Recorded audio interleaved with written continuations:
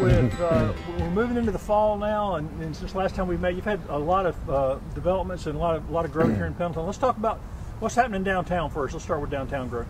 Well, downtown is thriving. You know, we have a lot of folks here on the weekends, and it's just a great place to come to. As you know, it's just a nice place, nice environment and setting here. And we've got a new restaurant fixing to open up called Rains here, and they should be open probably, I'd say, in time for the Fall Festival, which is coming on, which everybody loves that, and that's fixing to happen, where we have the Scarecrow contest. You might remember that, and we'll have some really good arts and crafts vendors here, handmade stuff, nice stuff, music, entertainment, and of course all of our other stores will be open here that have arts and crafts, such as Mountain Aid, and we have the art gallery here on the square. We've got some other great restaurants, Brooklyn Pizza, Blue Heron, the bakery. Of course, we've got Swamp Fox Distilling, and just the Framery. We have a lot of things here to enjoy on the square, and it's just a nice place for people to come. Yeah. Where are we at on the renovation of the Evans Drugstore? It's at a little bit of a standstill right now. Just waiting to see. I guess the developer there is probably at a standstill, just trying to, I guess, see if they can work out all the financial side of it. And council's been working with them on some of that, but right now it's just at a little bit of a standstill till they, I guess, decide what direction they want to take. What are some of the ideas that have been tossed out?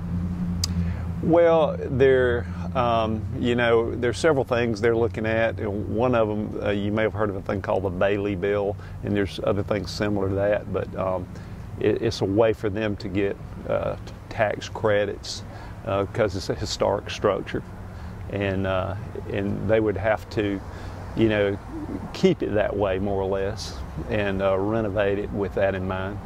So that would help them make the numbers crunch. And of course, council's looking to see what they can contribute, as far as that goes. And so far, there's been a lot of good discussion on it. But right now, I'm not sure how much longer it would be before anything really happens, to be honest with you. That's been an important building downtown for a century. I mean, when you and I were growing up, it was an important building, and it's housed a lot of really... It has. It has.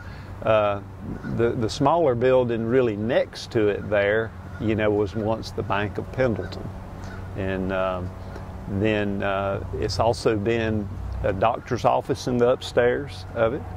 The doctor up there, Dr. Morton, years ago, actually had a real skeleton in the upstairs, a human skeleton that he had, I guess, purchased from Emory University, and they got it. It was the first, I suppose, as far as I know it to be, it was a man named Sam Hall, and I think he was the first person to get electrocuted in the state of South Carolina. And they would take the body and use it for scientific purposes after that, and Emory University ended up with it, and then Dr. Morton bought it, I understand, for $100, and that was in the upstairs of that building. So that's a little tidbit of history.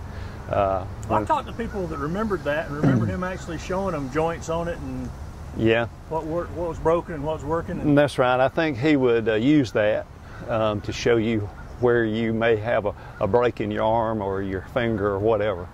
Yeah. Do we know what happened to that skeleton? I have no idea. Well, I'll take that back. I have heard that it eventually went back to the family, and but I don't know if that's necessarily true. But I've heard that it went back to the family, and I guess they did a proper burial on it, maybe. But I think the family was over in Georgia somewhere. Well, we're talking about updates. You and I were just talking about the old mill site, cotton mill site, oil mill site. Right. What's the latest on that?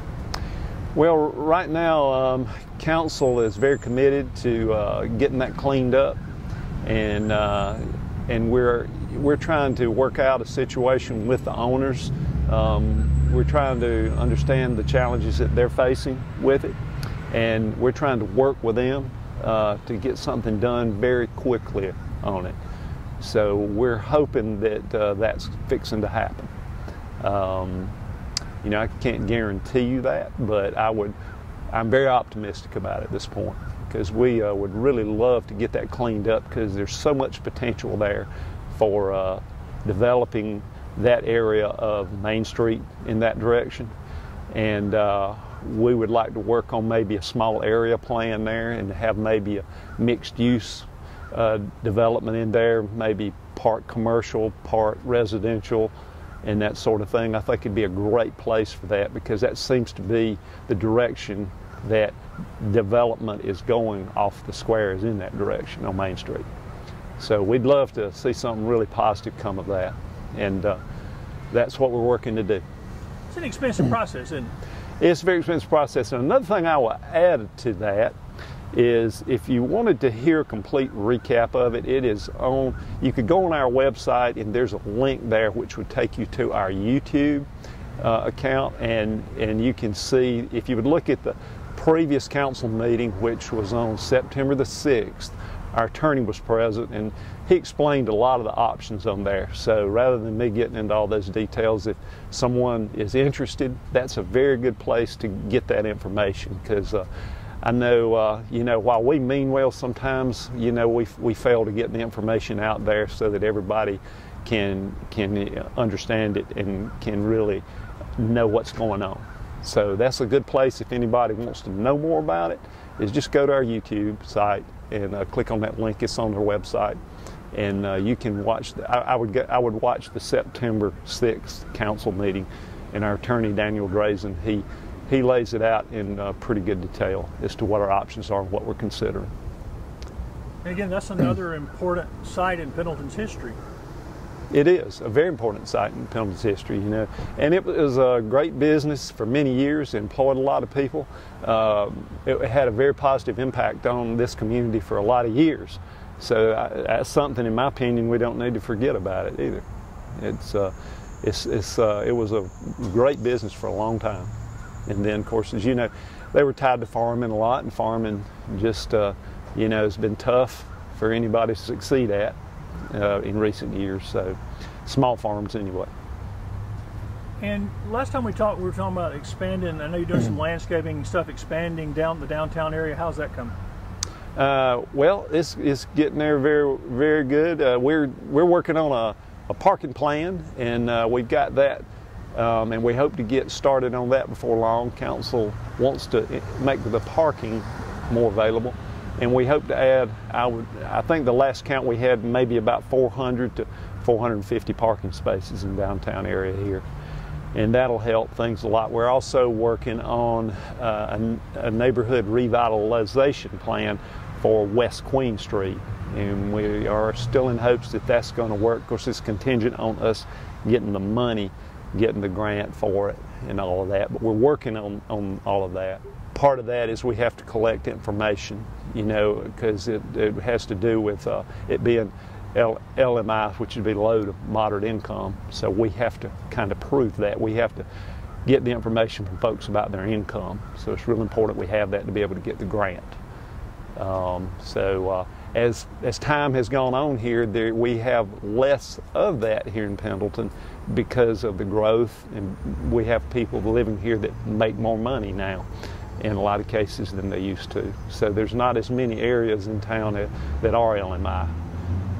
So this is really important to us to get this done. We hope we can. And that'll impact North Mechanic too. We're working on that. And another thing downtown here we're fixing to do, which is you might consider it to be a small thing, but we think it'll be something very enjoyable. We're going to put in some swings here on the green too, and that was approved this past council meeting on the 6th. So I think everybody's going to enjoy that, to sit out here in the swing and just relax. And that'll be positioned up here next to the old guardhouse building on this end of the square. I don't think people realize that at least Friday and Saturday night, this is a destination. Around the square, you can't find any parking. We're talking about parking. Yeah, well that's why, you know, council's very aware that we've got to do something about the parking, because we have a lot of people come here now. As you say, it's a destination. We have a lot of people here on Friday and Saturday nights. So that's something that's going to be really important. Not only here, but even go, if you want to, you know, take a walk down Main Street there, East Main. You know, there's a lot of people go there. We have the Pendleton Brewing Company down there, and they get a lot of folks in there. They have a lot of entertainment, and it's a good place to go just hang out and relax. So got a lot of people coming into Pendleton, into the downtown on the weekends. Well, as Pendleton grows, is there enough housing for everybody? Is new housing coming in pretty fast? New housing is coming in pretty fast. There's a lot of growth, which, you know, yourself, it's a double-edged sword. So we have to work hard to try to maintain the character of the downtown, and while still, I guess, embracing some of that growth, because it does a lot for us financially to be able to provide services, and otherwise you're raising taxes to get things done sometimes. So the growth is a positive thing in one direction, but we're trying to make sure that we set high standards for it, and as high as possible, depending on what it is and where it is. You know, we have a lot of growth out on 76 and 187, and that's a little different. You know, it's a little different than what's out there than what we'd expect here in the downtown. I'm glad you mentioned that, because remind people how that's benefited Pendleton annexing that property. Well, it's brought a lot of revenue in for us, for one thing, and it's allowed us to do a lot of things that we probably wouldn't be able to do otherwise because of that growth and the money that it's brought into us, and that's been huge. You know, it's a lot of these nice things we're getting accomplished now are because we have the money to do it, or to make the match if we're getting a grant. We try to get money that's available from grants and from government sources every chance we get, but a lot of times there's a match to that. And another thing we're working on right now is a TIF district. I don't know if you've heard about that, but there's an area that we'd consider to be a blighted area here in town called Village Hills, and the infrastructure's in really poor condition there, and there's just a lot of poor quality housing and hardly no housing left in a lot of cases. Mostly it was mobile homes over there. And it qualifies for a TIF district, which is, TIF is an acronym for tax increment financing.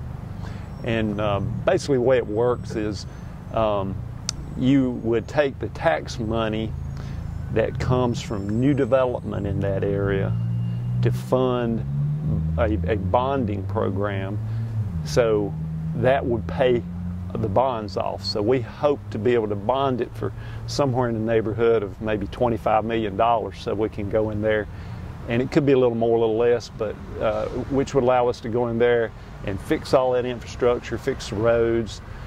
We would have a developer come in there and they would build new houses, hopefully a variety of which, some of them more affordable for people that need a more affordable housing, and some of them that would be more costly. So hopefully we would have a mixture of that over there, maybe even some townhomes.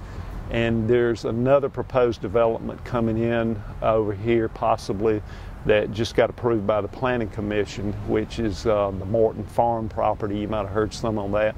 That would be included in the TIF district, as well as the government subsidized apartment complex over there. And we can do a lot of things with that money. We could build a new fire department with it, we hope to do, a new public works facility. We could possibly renovate the doghouse with it, which is the old gymnasium. For those people that don't know what the doghouse is, I know you and I do, but if you don't know what that is, that's our old gymnasium. So it'll let us do a lot of things and really just dramatically change that whole area of town and bring it up. Yeah, so that's what we're trying to do with that. So we're really excited about that. I think that's going to be something that's really going to have a huge impact on town. It's a good challenge to have. A lot of people want to live in your town, right? It is a challenge. Yeah, it's a good challenge. It's a good challenge, but it is a challenge. And as I say before, it is a double-edged sword. You've got to be really careful with that. But there is so much growth around us here, not only Pendleton, but Anderson and Clemson and Seneca, and this whole area here is growing dramatically. So it's coming. It's just how we handle it is the question. And there's a fine line there as to where you go with that, is to make it a positive thing versus not a positive thing. You mentioned the doghouse. How's the recreation program growing? I know you were talking about y'all trying to do some more stuff with that. Yeah, we're trying. Council decided to allow some, put some money in the budget for a recreation director, and so far we've been unable to get anyone to fill that position for the amount of money we have allocated, but we're still trying. So we hope to improve that program. It's been run by what we call the PRA, which is a volunteer organization, the Pendleton Recreation Association. And we want to try to get a little more involved as the town is concerned, to be a little more hands-on and manage that, and hopefully help them improve it. So we have a lot of people that come in to participate in the PRA, and a lot of them are out of town people. They live in the county but not in the city. So it's a struggle for us to get all, to really bring in all the funding for it from just what we take in, when so many of the folks don't live in the city. So we have to charge them or something, and we're looking at a lot of avenues to bring it up. One would be we could possibly partner with some other municipalities around us, like Clemson and Central, so we get more bang for the buck that way, and they do too. And the other thing would be, I guess, if the county could come in and help us some with maybe a special tax district or something here. We would love to see them come to the table to help us bring that up, because it is a good thing. It is a good thing to have a recreation program. People love it, and that's one of the things they enjoy. So the more people we have here, we want to provide them with the things they want, and that would be one of the things. The other things, that TIF district we mentioned over there, we're trying to make sure that it's going to be, all of those areas are going to be very walkable and connected, and have some amenities like some parks, some walking trails, and make it really nice for people to improve their quality of life when they get here. How's the hospitality tax helped with some of that? It's helped a lot. And fortunately our restaurants have been very successful here. So it's been a huge boost for us, and it looks like it's going to grow some more. So that's going to help us too. We can do a lot of things with that money, because we're trying to do a lot of things. So some days you just have to pick what you can do for what you have, from the side of the funding side. So we're also increasing the size of the police department. We're buying some more police cars. We're going to put on some more police officers. We're also putting on some more people, trying to put on some more people in public works, and we need more good people in there too to get things done, so that we do things in a timely manner, like pick up your trash, pick up your brush, do just the basic things that you love to see happen when you live in a municipality like this. So all those things are super important. They're the things that you don't think about sometimes. Everybody likes the neat things that we're doing around here that look good, but at the end of the day, you also want to be able to provide those basic services. You want to provide good water and sewer. You want to provide other things like trash pickup and brush pickup and so on and so forth, and of course public safety. So, having a good police department, we're really all about that too. Growth costs money too, right? Growth costs money. Yeah. But hopefully in the end of the day, it'll make it better for all of us.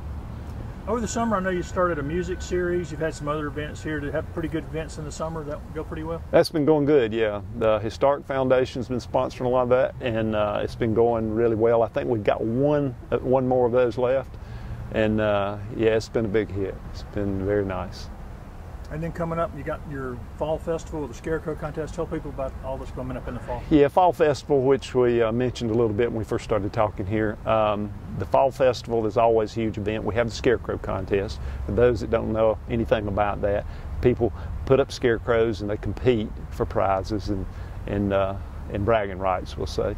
So it's a really neat event. When I first heard about it the first time it happened, I sort of laughed and thought, nobody's going to really care about that. But I was really wrong. And it's been very popular. It's a lot of fun, and everybody loves it. And so that's been a huge draw. And then the whole event itself, as I say, we're going to, you have so much stuff here that you can look at that are handmade goods and items for sale that you won't see anywhere else probably.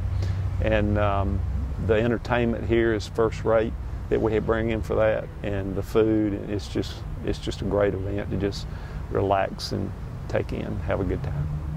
And I guess just right on the heels of that, within 8 or 9 weeks, you got the Christmas parade, right? 8 or 9 weeks later, got the Christmas parade, yep. And that's it. So we'll be looking forward to that as well. That's always a lot of fun. Lighting. Yeah, so our tree lighting, our Christmas tree lighting will be as it always is, it's the Friday after Thanksgiving. It'll be on November the 25th. And then the next big event we'll have will be the Christmas parade, which will follow a few days later, and it will be on Sunday, December the 11th. And it's at 3 p.m. in the afternoon. Well, we'll catch up at the end of the year, Frank. Sounds good, Greg.